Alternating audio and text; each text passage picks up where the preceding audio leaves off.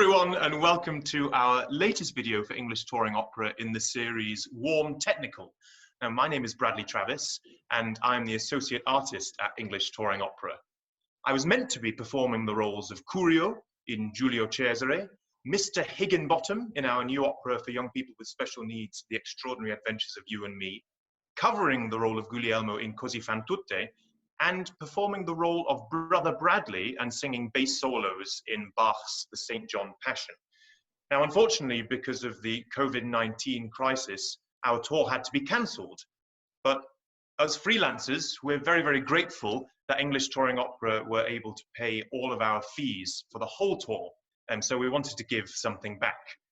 Today's video is about the St. John Passion, and I'm very pleased to have with me the artistic director and director of our stage version of the St. John Passion, James Conway, and the conductor of the St. John Passion and Giulio Cesare, Jonathan Peter Kenny. Hello, both of you. Hi there, Bradley. Now, we're going to start with a question mainly for you, Jonathan. What was the original liturgical function of a passion, and what was special about Bach's passions? Okay, well, the Passion story, the story of Christ's suffering and interrogation and eventual crucifixion, is an integral part of the whole Easter festival. And for a long time, it had been told, it was told twice actually in Holy Week, that's the week preceding Easter. It's told first on Palm Sunday, the Sunday before Easter Sunday, when Christ entered Jerusalem on a donkey, and then again on Good Friday, the day of the crucifixion. And so within churches, the reading of this Passion story, and it's very long, even just to read it takes a long time, in order to heighten it, it became sung and was sung in a plain song style, maybe with no instruments, with just maybe one person. Eventually that became that maybe there'd be a narrator and someone else singing the role of Christ, and a third person singing all the other parts.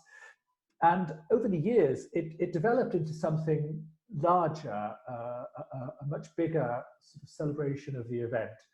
And by the time we get to Bach, it's become something really quite extraordinary, something quite major, involving orchestras, choirs, multiple soloists, and as well as the narration of the story, interpolated are prayers and observations of people's reaction to the story.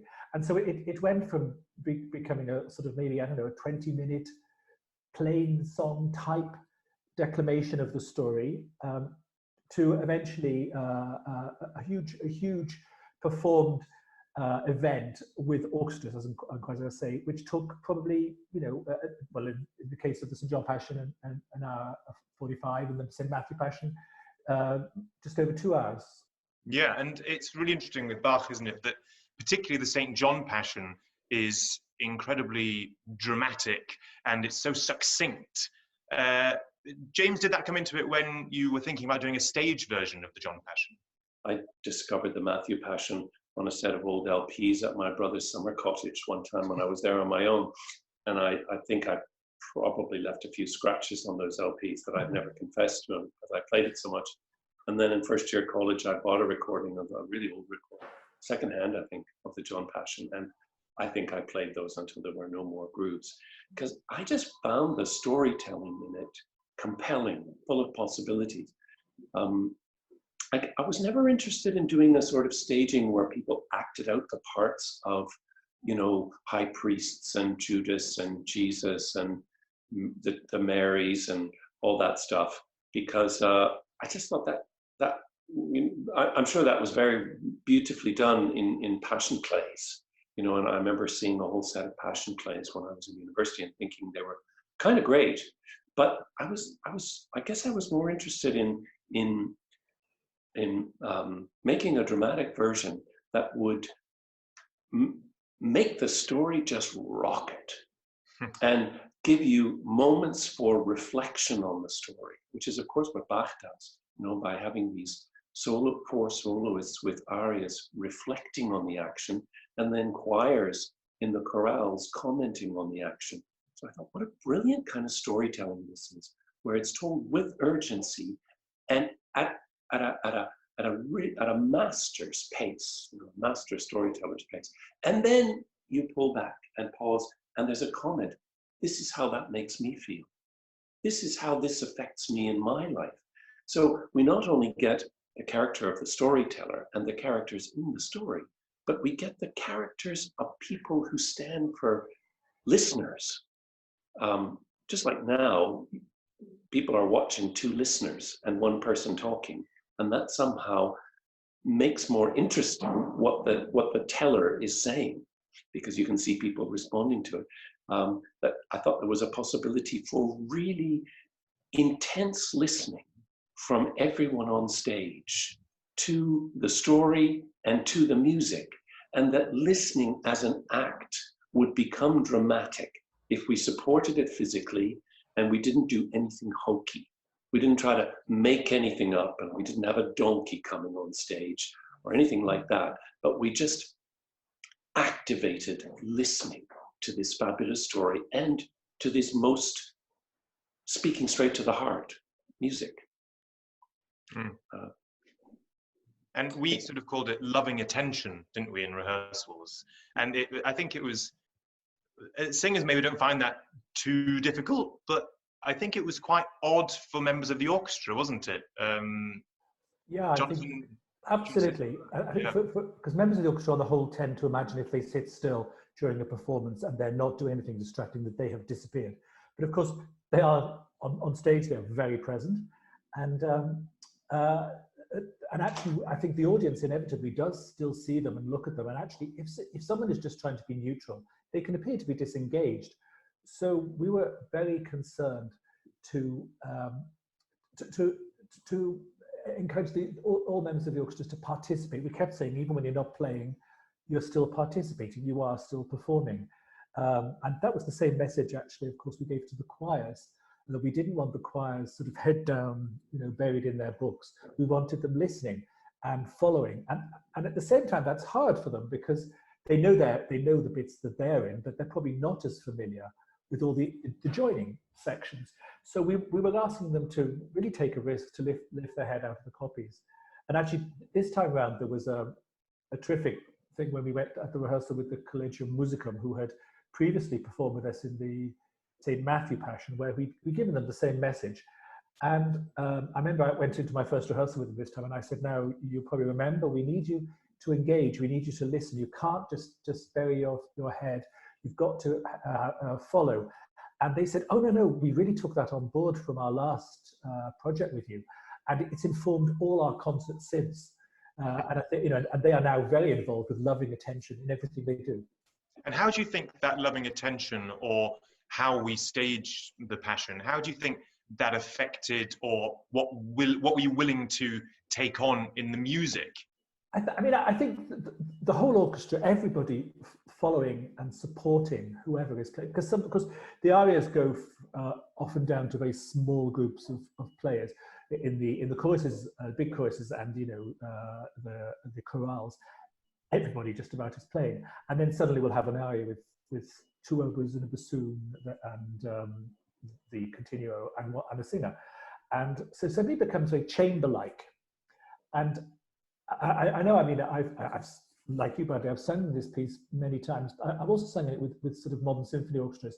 And actually, when you have, or if you attend a performance at a symphony orchestra, from the audience perspective, you're often not sure who is performing. It's just four people amidst this vast group. And so I think when that happens, also there's a loss of focus and a loss of concentration. And musically, inevitably, I think that has an impact. Yeah, I think that that what you say, it became true for everyone in the orchestra, and indeed in the choirs that joined us on that occasion, that one had a sense of improvisation, even though the order of everything was, of course, foreordained. But it's just like the editing of any work of art is in the piece. But the choices are also there. And if you have a sense of choice, that makes storytelling vivid. And it seemed whenever any soloist decided to sing an aria, particularly when our alto soloist Martha, that's a soprano, but when she sang the first aria, Von den Strichen, that was a choice to change the character. It was the 11th number. There are, of course, 11 apostles. She was making a choice to stand back and make a personal testimony about wounds and the possibility that someone else can take your pain, and that someone else has taken your pain, and how that has helped her, this person, Sister Martha, singing that aria. Even though we all knew that was next, and we knew she was going to be the one singing, it came as a sort of surprise, because she made that choice. And what we were trying to do, of course, was suggest that Bach was making those choices.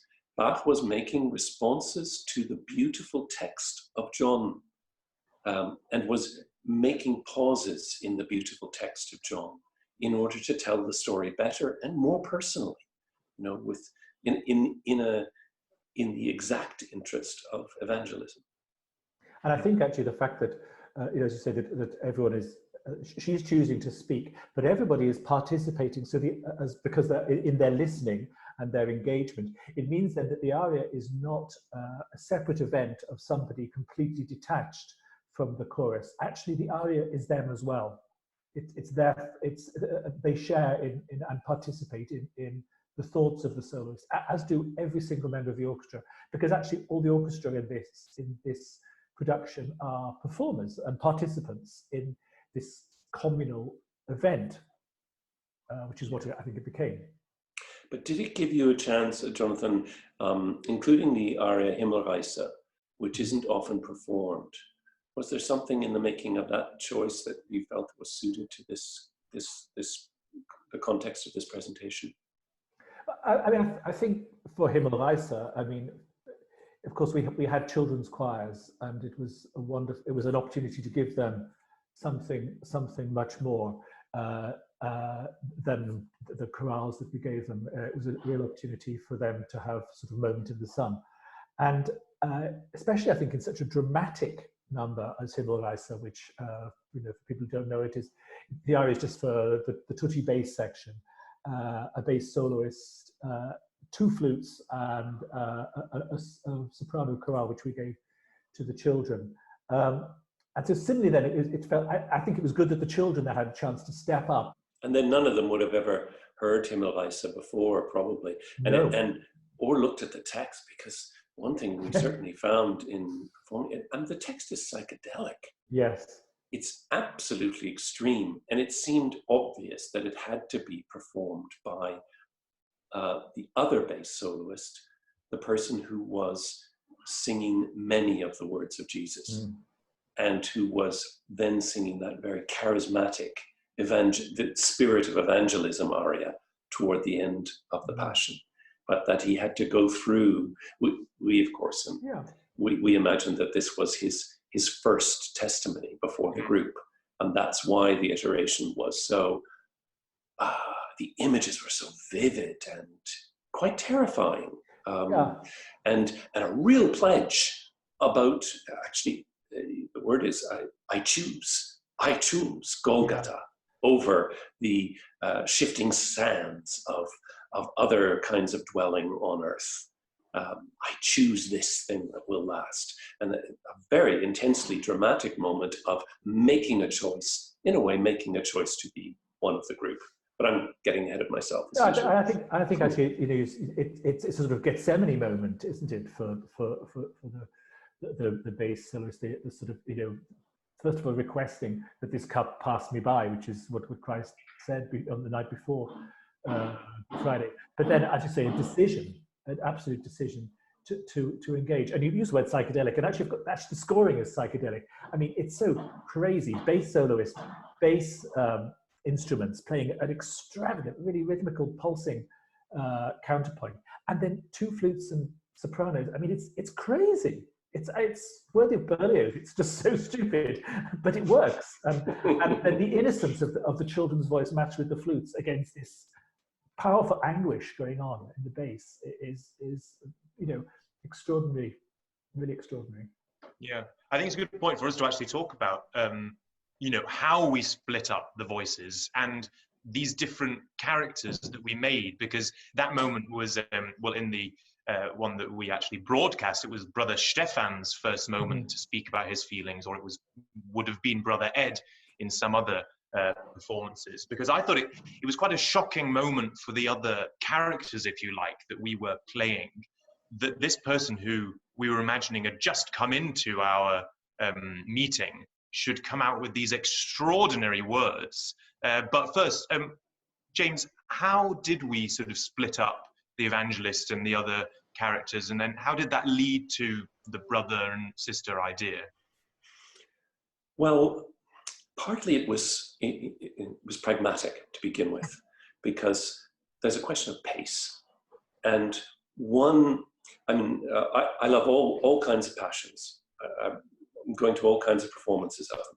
But one thing that's often struck me is that when you have one person sort of has all the power in the tenor evangelist storyteller, it can be dreadfully ponderous at times. And it can lead to all sorts of performance tradition piling up.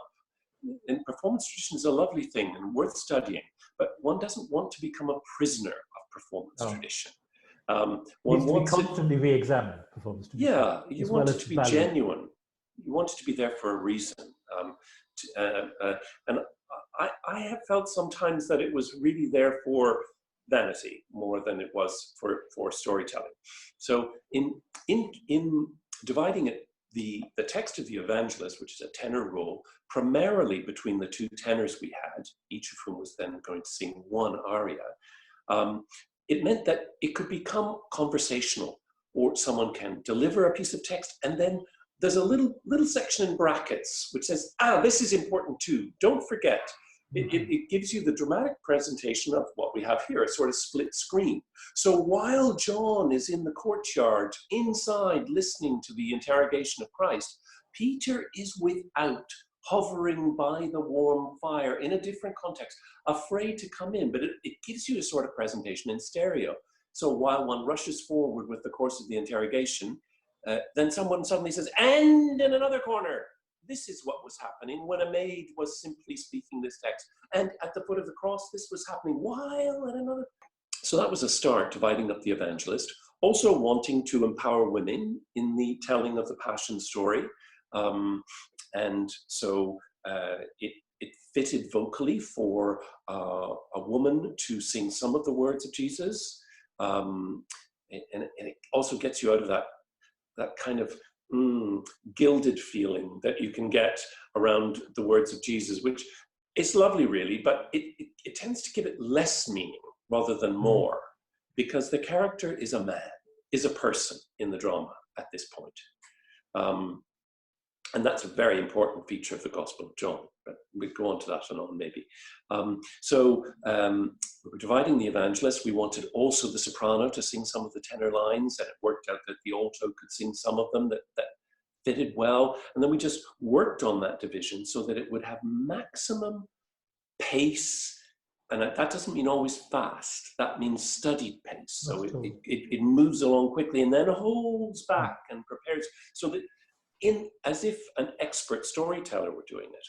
Then we looked at all the arias and thought about the sentiments therein, and thought, if someone is speaking in this bit of the story, it suits them so well then to have this reflection in their aria. Everyone, all of the singers in the first rehearsals played a part in the creation of their character. And we thought about, the context of a prayer meeting, an AA meeting, a meeting at which people bring something safely, which is very inner. They talk about the moment of their conversion. They're conscious of the moment at which they believed, because the subject of the Passion is belief. It's a story that one believes in, but it's actually the concept of belief that is the subject of the Passion. For those who did not see the physical action, they still had the opportunity to believe. So we thought that believers are the best people to tell you about belief. So we had to make the characters of 6 believers who were very different people who came to their belief at different points in their life, and that the words of their arias somehow confess to their lives and the part that belief plays in their lives, and that they support each other, which was, I think, very visible in the physical language eventually of the production. But each person had to agree to the person they were playing, and almost inevitably, when you create your character, you bring something of your own life into it. So whatever quality of translation there was, I'm sure there was a good deal of Bradley in Brother Bradley, just as there is a good deal of Brother Bradley in the beautiful arias that you say. Yeah, and I think what was really beautiful about it was finding where we were on our road with faith, and whether we were far down the road or whether we were still faltering. And I think that partly came from the arias that we were singing. You know, we couldn't say, actually, I would like to sing Ich folge dir. I want to follow him really well. But that was really beautiful about the soprano, that she had Ich folge dir, but then also Zerfließe, that really contrasting emotions. And I think we all found it a really emotional experience in the rehearsal room, because early on, you know, James and Jonathan said, these are the sort of people that we think would sing these arias, but by next week, we want to know what your story is. And it can be a version of that, but then we discovered it, and we sort of, you know, went away and really thought, what would lead you to such profound faith? Which I suppose it is profound faith, that in the Passion there is a belief of something that comes after death, or a hope that comes after death. And that was something that we talked a lot about. And we did a sort of stand-up AA meeting style thing, which was really moving and quite funny in a way, that we all said all these very, very emotional things. And then we tried to start the Passion from that place. And it was heavy, wasn't it, Jonathan? It felt sort of... Yeah, absolutely. Exactly. You felt, okay, guys, you need to let all this go now, so you can actually perform the piece. But just to get back to the rest, about splitting it up. I mean, there was also, you know, once, you know, James and I had talked about it, this was the path we were going to go down. There were then some very specific musical things that we could do, and we did, in order to facilitate that. And one thing actually about splitting the evangelist between a number of people is actually it's possible for it to move more quickly without being faster. As it literally, it's not possible for one person to sing it at the pace that we were able to do it in our performances with multiple singers, simply because they need time to breathe, they need moments to recover. But because everyone had their moment to recover when someone else took over the line. So, and we encouraged people, we said to them, you know, don't be afraid to sort of overlap. The worst thing we can do is wait politely for the other person to finish and then deliver your line. You have to come in very sort of sharply on the end of the other person. And the other thing we did was about cadences. And the current prevailing tradition in cadences in the evangelist is for them always to be afterwards. So by that what I mean, it goes da da da da da da dum bom bom. And that punctuates every sentence, every paragraph. And it can become very heavy and very pedantic, and we need them. So instead, we chose to do them in the style, the operatic way, for what we do for Baroque opera. And this is very theatrical. And actually, the people in Leipzig at the time, some people complained that Bach's passions were too theatrical. So for me, in that case, actually, we should do the theatrical things. That was clearly what Bach was doing, to some people's displeasure. So instead, the cadences overlap with someone's last word. So it goes da da da da da da dum bom, and it propels the music forward. It's very much more urgent. And actually, I remember reading I had some anxiety initially about doing that, because I know some people are very strongly of the opinion that in sacred music, it's afterwards. But I discovered something from a guy called Heineken, which was written in 1728, which is only 4 years after the St. John, in which he talks about in all theatrical recitative, and he's not talking about operas, he's talking about theatrical recitative, they must press ahead. And I thought for that, and in our presentation, it made a huge difference. We never allowed it to become ponderous, and it never became, I think, inevitably, usually what we the one white man hectoring us. Instead, it became 6 people telling you very urgently a story.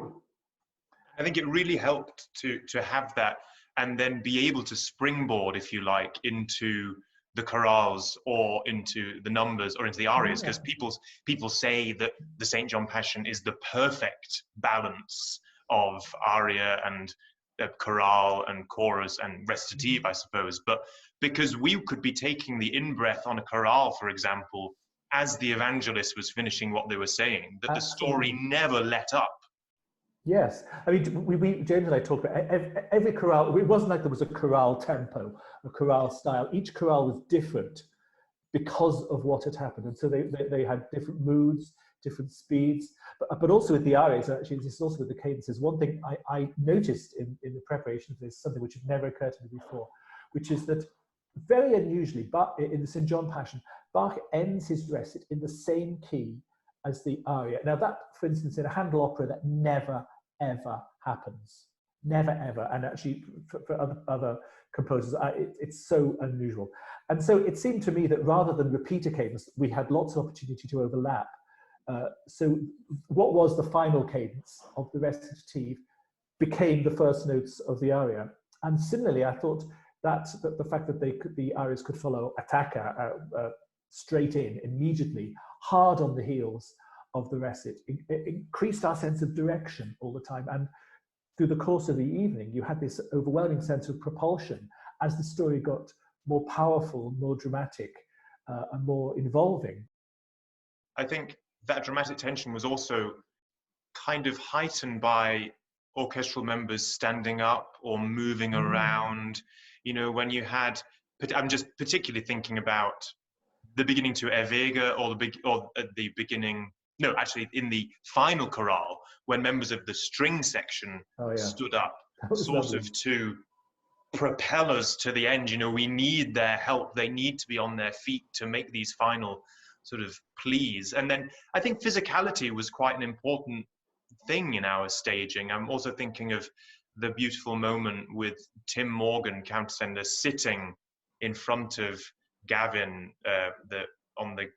was he playing the gamba at that point? Yeah. In Es ist vollbracht. Were those moments that just happened naturally, James, or was there sort of thoughts beforehand about staging? Well, I had loads of notes in my score, but then things happened in rehearsal. And had we gone on to do the rest of the performances, they would have happened differently in different places.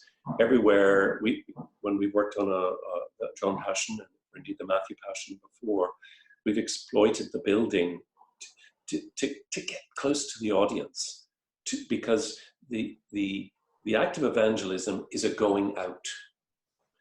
The Gospel of John describes the flesh being made into word and the word going out.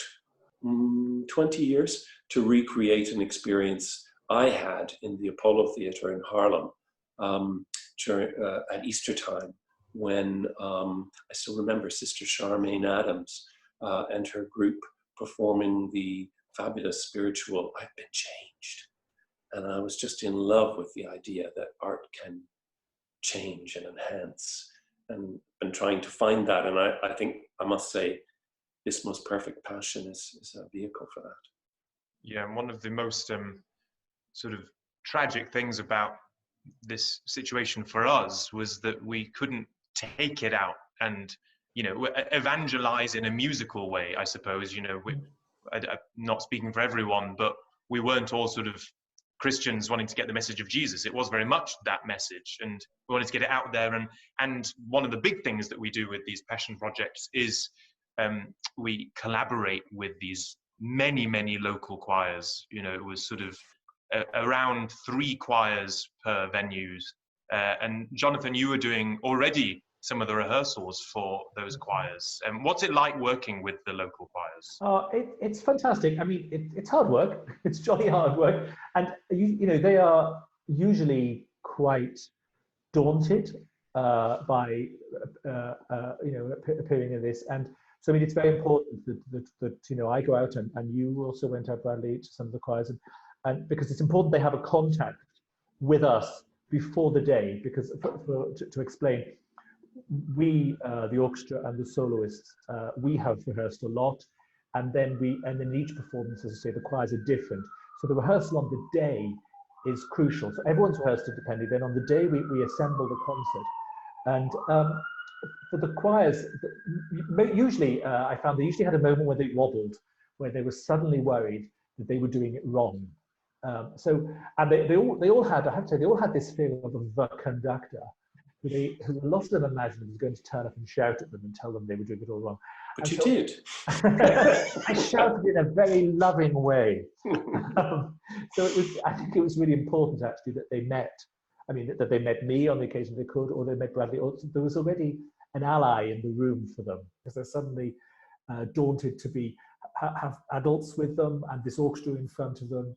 And you know, I think always feel my job in that is to gradually, over the rehearsal, you get them to really sing and really perform, push them, and then actually I think people really, on the whole, amaze themselves by singing much better than they imagined in the afternoon, and then taking an extraordinary step forward in the shows, I think, because of what happened, what occurred in the unveiling of this very focused and concentrated performance, and I think surpassed themselves, really, really surpassed themselves, and produced something extraordinary. Maybe I wonder if some of that has to do not just with your expert guidance, but the coming together of different groups of people who don't perform together regularly. That for us, for English touring opera, is a beautiful opportunity, because we're a touring company, but it's not just about going and giving, it's about learning and becoming better ourselves. And you're learning from the people who make music where you're just visiting. And the people, let's face it, who make music for love. Now, honestly, I can say that the singers, the professional singers and the orchestra, they are people who do it for love. They're not fantastically paid. They love what they do, and they feel they are giving. But there is a bit of a difference between that and amateur performance when people are doing it exclusively for love. So when that feeling of all those groups, you know, the children who just love singing, yeah, and are astonished to be in this quite big performance in which they're a significant part. When you would bring some of the young children downstage to absolutely the front of the stage, what they give overall, what they share, I should say, with everyone else on stage, makes it so much more than just the sum of its parts. And it means that it's really lucky for a company like English Touring Opera to be able to make music, to make theatre as well, with the people who live and work and love music in the place we're visiting. Yeah, and I think actually the thing they gave back to us, isn't it, is that they remind us all of why we, if we need them, why we chose to do this in the first place. Actually, it's a sort of wonderful act of love. They give something extraordinary to us. Yeah, and we had some, you know, obviously because we only managed to do the one performance at Hackney, and we've got a lovely recording of it, and there were some really amazing performances, particularly from the children, and I know, Jonathan, you spotted it when we were editing it, but that one of the children conducting along in Ilt, yes, the aria that I sang, and he's really just in the music though, and loving it. He's so excited. It's so unself-conscious. It's utterly lovely. It's a really beautiful thing to see.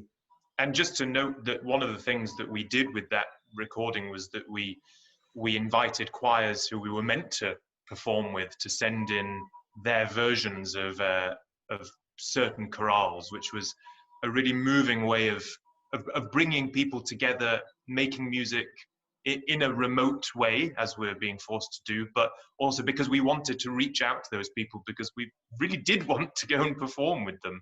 Jonathan, how would you summarize the values of the production? The thing that pleased me most is I think we managed to achieve a very, the sort of high musical professional standard that we would expect, but with something very, very intense, very, very personal, and very, very committed, so that it had no sense of us just sort of trying to do some idealized, abstract performance. Every time we did it, it was in the rehearsals, and just from my previous experience of it, and in that show, it was kind of an act of communion. It had a raw power, which for me, is the truest reflection of the music. And I think we really did. It probably sounds arrogant to say so. I think we really captured something that Bach intended through the commitment and the sincerity of the performances of everybody there, and the focus and the concentration. And actually, I think doing it the way we did, also straight through, because it's in two parts, but St. John is very unequally split. There would have been a sermon after part one, which is only after about 35 minutes. But actually, although we took a tiny little sort of break for recovery there, but doing the whole arc and sort of taking everybody, us and the audience, through kind of the pain barrier, made it a much, much greater thing than if we'd stopped and had an interval and all gone off and had a gin and tonic. We joked in a way that we rehearsed on a Saturday morning, and that James, I know you never wanted it to feel like it was detention for those in the St. John Passion team, but it was actually quite a cleansing and joyous experience to come to those rehearsals. But then that was just heightened when we got, well, even just Gavin playing the continuo, heightened again when we got the rest of the orchestra. Yes. And then the feeling of having, as you said, James, a choir of people who do this because they really just love to, and that they want to, and they're so excited to be there. You know, it's not just any performance. And then the children as well, absolutely singing their heart out. I think it was this, what true communion is, of coming together and, you know, being joyous and making something which is beyond the sum of its parts, I think was really amazing. We worked together to make telling and listening activities of equal value in the performance, being conscious all the time that we were making the performance for people who would be listening. So we had to value their activity as highly as we valued the activity of telling. And we had to provide models for listening in the choir, who, after all, they're the most visible people always, because they're banked up and they're brilliantly lit so they can see their music. So they're the people you're always gawking at, as I would be saying to them 5 minutes before they went on. Remember that everyone's going to be noticing if you scratch your head. But if you're following with glued attention, they won't particularly notice you. It will just make a greater effect. But I think that's an important thing, a lesson in performance for me, that when you're speaking to listeners, you must value listening and show that you do. When we create performances, we don't actually think about the audience's listening, and we don't focus on it. We just assume it will happen. We sort of leave it rather to chance. And actually, it's actually an incredibly sensible thing to do. I mean, we do talk about does something read, but I mean, in the creation of this, we really thought about how it would be received. With having those wonderful translations, it was it hit people right in the chest when suddenly those first words in English came out, and some of them were quite strong translations, and you know, to really reach into the audience, sometimes physically.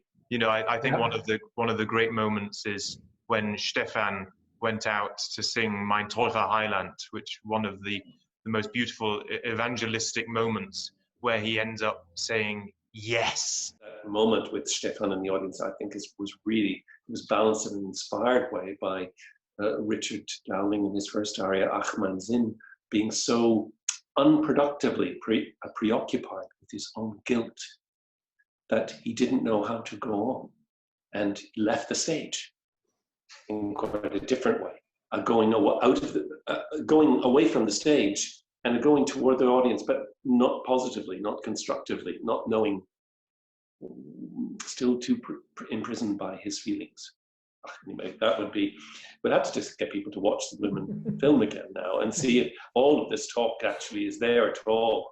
I just do. I mean, ultimately, it's positive, and it ends, of course, our version ends in English with a chorale, which becomes after the beautiful final chorus. Which, I mean, I remember actually, until we did this the first time, it was the first time I really understood actually in this series of performances why the piece ended with a chorale. I used to think when it was a set work in my first year at university, and I used to think, why is there chorale at the end? The final chorus, Root vol, rest well, is so beautiful. And when we did this, I really understood why there was a chorale. It had to end with something communal, and the chorale is a sort of large-scale structure, and it begins small. Again, it begins with it's affected by what's preceded it. So it begins affected by the mood of Root vol. So it's quiet and reflective, and it builds up into this enormous affirmation. Which, I mean, one of the members of the chapter of Lichfield Cathedral said to me, in that final chorale, you really gave us the resurrection, which I hadn't occurred to me, but actually I had that in my head every time subsequently, and I had that in my head in Hackney, and it becomes an enormous declaration of hope, of something positive. And of course, we're still technically 3 days before the resurrection when the piece ends, but it ends on that note rather than a note of despair. Which is perfectly balanced, isn't it? With it begins with show, tell, calling out for inspiration, calling out for this story to be told, and then it ends with listen to, hear my plea. Yes. Hear me saying, I believe this is true. I believe there is more than death and suffering. And I think it's fantastic. You can hear that no matter what one's own personal feelings are, I always say this, you can hear that Bach believed. And that to me is so moving, so powerful. You hear it in the music. It's this fantastic advert religion could hope for. Well, thank you so much, both of you, for chatting today about the St. John Passion. To those of you at home, if you've not watched the broadcast of the St. John Passion, then go to our YouTube channel to watch it. If you have watched it, watch it again. And also make sure you sign up to subscribe to the YouTube channel, follow us on social media, and go to www.englishtouringopera.org.uk to see what other things we're doing in this period. But for now, thanks very much. Goodbye. Bye-bye. Thank you. Bye.